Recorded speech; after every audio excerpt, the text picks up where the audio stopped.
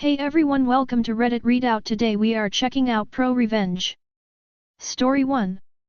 Didn't pay for fireplace, ended up with a house full of smoke. Edit, I meant wood stove, not fireplace. I didn't know there was a difference until someone pointed this out to me. A friend of mine used to install wood stoves and sell firewood. He still sells firewood but stopped bothering with fireplaces. This one guy bought a fireplace and wanted it installed. My friend did this but told him he would need a higher chimney for better air drawing. The guy refused it. I'm assuming maybe he didn't want a higher chimney for the look, and my friend kept insisting. The owner said no, and when the fireplace was done, he complained it was hard to get a fire going, due to the chimney being too short, leading to poor drawing of air. My friend came with a chimney extension and it worked fine, but he decided he didn't want to pay still, even though the job was done, and done well. So a few weeks later my friend was passing through the area and saw nobody was home, but there was a fire going to keep the house warm. Owner must have been at work. So my friend climbed up onto the roof and got his chimney extension back. It was a plus, but not enough to cover everything that was installed and the time put in. Where things get funny is that once he took the extension off the chimney, due to poor drawing of air, the house started to fill up with smoke as the fire burned. The owner must have come home to a thick smoke-filled home. Try getting that smell out of stuff. LOL. Probably a layer of soot on everything.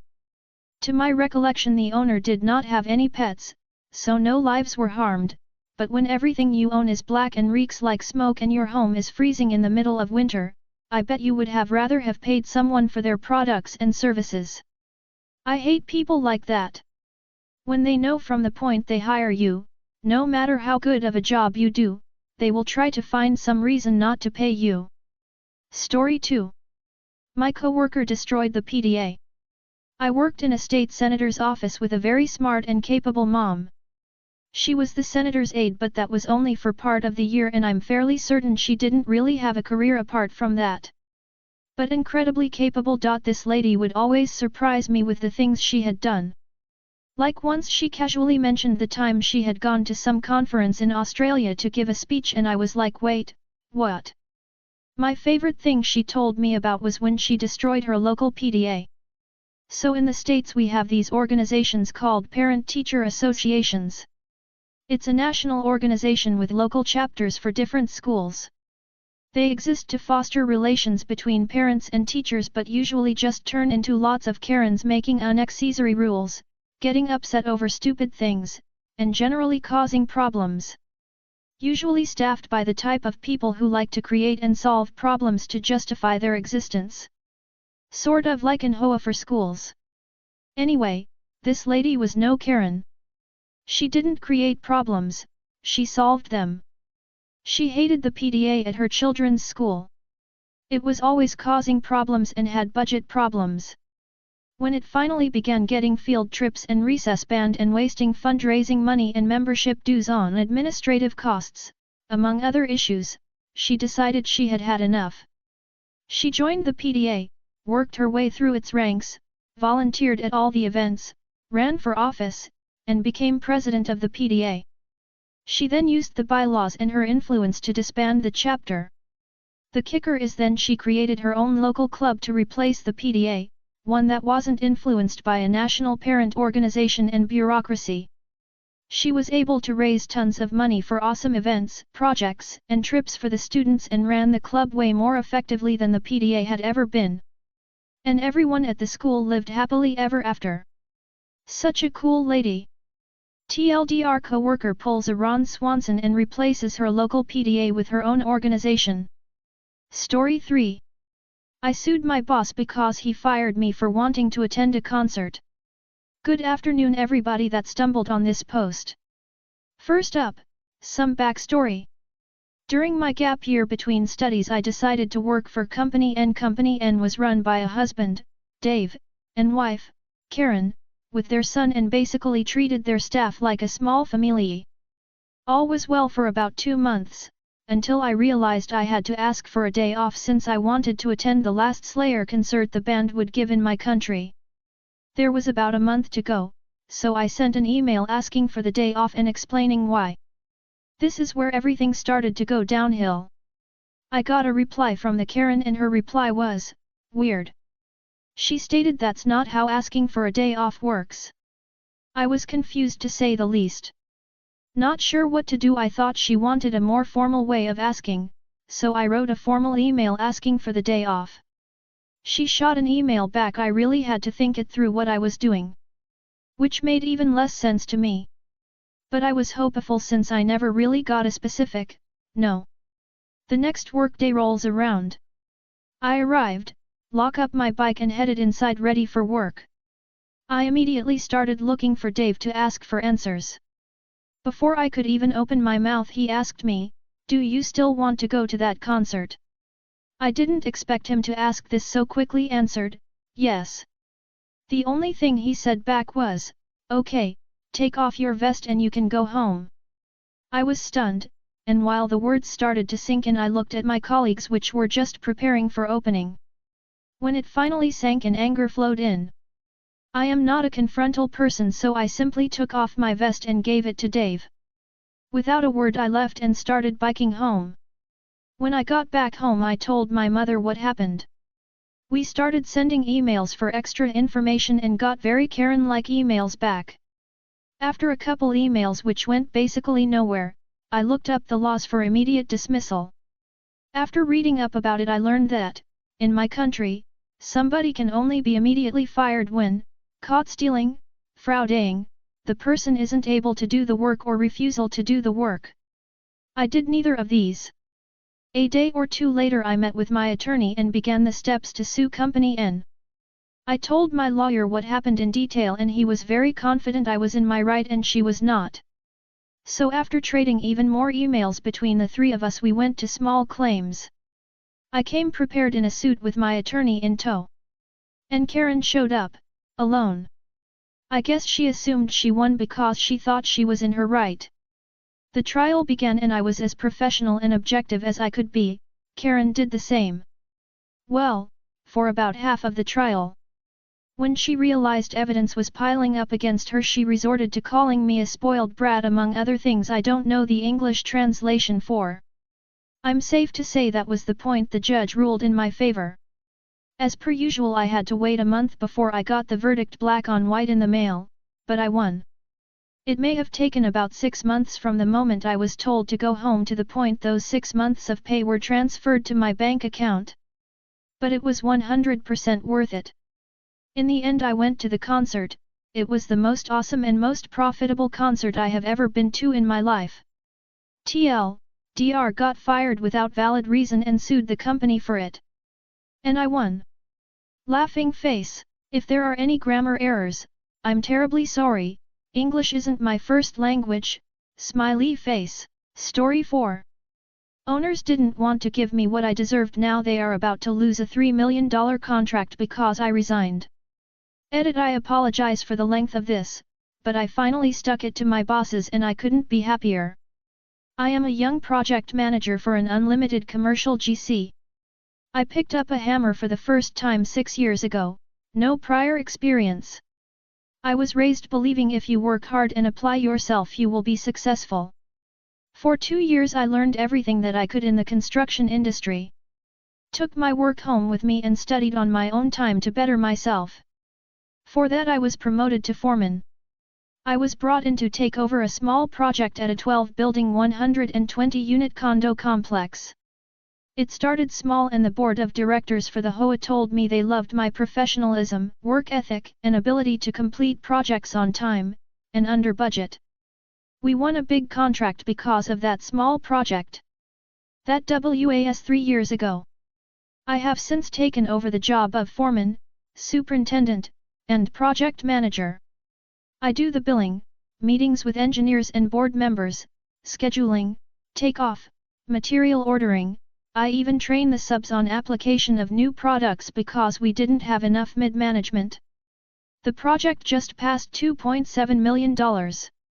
We got a bid request for another $3 million job in the same complex. All the while the board of directors telling me how appreciative they are and how they've gone through 5 different contractors in the years before committing to my company because of my management and quality of work. This boosted my confidence and I went to the owners asking for the raise they promised me 1 year ago for my production. They told me the experience you're gaining is far more valuable. I said you're right. I put my resume on public, got contacted by a headhunter, just accepted an offer this week for $80,000 a year salary, full benefits, 28 days PTO including holidays, in the office now, no more working from the field, full in my own truck, laptop, Wi-Fi in my truck for on-the-go billing when I visit the out-of-state projects, $80 per diem, 100% matching 401k for the first 3 years of my employment, quarterly bonus programs. The company I'm with now only pays me 40k and that's it, none of the above listed benefits. The final nail in the coffin was when the owners bragged about how much my project made in a company meeting and then denied me a Christmas bonus. I laid this offer on their desk Friday and watched their jaws hit the floor. I told the HOA board president of the project I'm running about my resignation when they couldn't match the offer. His eyes got big and requested a meeting with the owners and expressed serious concern about moving forward with the new project without my involvement. They don't have anyone to replace me and I'm not gonna lie, it feels good to hurt their pockets when I gave them everything I had for 6 years and only asked for the median project manager salary. Fuck those greedy bastards. Story 5. Mom takes down the HOA from the inside. My neighborhood does not have a homeowners association. At least, not anymore. When my parents first moved in, my older sibling maybe 2 years old and with me as a little glowworm, there was an HOA. They took money from the neighborhood in exchange for their services. At first, and for quite a while, my parents just kind of shrugged it off. The HOA shoveled the snow off the streets in winter and dealt with trash collection, so they were doing something worthwhile, right? Ha! No. The city controlled the snowplows and garbage trucks, not the HOA. But still, there was the illusion of effort. And besides, one summer they decided to contact a company to plant new trees all over the neighborhood. The fact that the company was owned by the son of the head of the HOA was totally coincidental. The trees were the beginning of the end for the HOA. Why? Well, my grandma on my dad's side was visiting when they came around to plant the trees. My grandma, who is a certified master gardener. And so she stared through the windows of our house as the guys planting the trees just dropped the saplings on the grass. Still with their roots inside the bag they came in. No holes dug, no holes cut, just a bagged sapling lying on the grass like a pathetic and sad stick. The saplings laid there all night. No one came back to actually do their job and plant them. My master gardener, Grandma mentioned offhand that those saplings were going to die unless they got in the soil. And something clicked in my mom's head. She was paying the HOA money, actual money, every month, while both she and my dad worked, taking care of 2 very little kids, sending us to daycare and preschool and arranging babysitters and feeding us, and the homeowners association was just going to pull this half-assed bullshit instead of do what she's paying them for? No. No fucking way. So she showed up to the head of the HOA's house and basically demanded that the trees get planted properly like she's apparently paying for them to. The head of the HOA, so excited for someone actually caring about the neighborhood, made their second mistake. They asked if Mom wanted to join the HOA. She agreed. The trees were planted, but most didn't make it. My grandma was right. First things first, my mom showed up to the next HOA meeting. There were like 5 people there. No wonder they asked Mom to join, they desperately needed the people. So Mom looked at this collection of white people, herself included, who weren't even paying money to the HOA like the rest of the neighborhood. All the contractors the HOA called in were close relatives of other HOA members and weren't paid by the HOA. After all, they're family. So my mom started digging.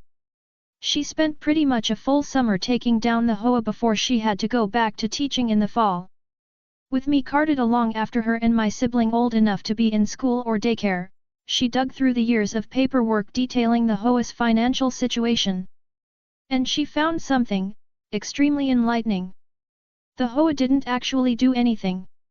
Well, they didn't do anything to benefit the community. Everything they claimed to do was either covered by the individual homeowner or by the city itself. So they were collecting money from all the neighborhood residents under false pretenses, and actually they weren't even supposed to be in our neighborhood. Their association's zone was a whole different neighborhood. So what is a working mother of 2 small children to do while her husband is off at work and she's off for the summer? She goes door to door with pamphlets. Me and my sibling in a stroller as she weaves her way through the neighborhood blocks, pamphlets explaining the situation and how to stop paying for services you'll never get. Pamphlets that are, of course, written in both English and Spanish to account for the high amount of Latino and Hispanic people in our neighborhood. And naturally, she got a lawyer. And an accountant.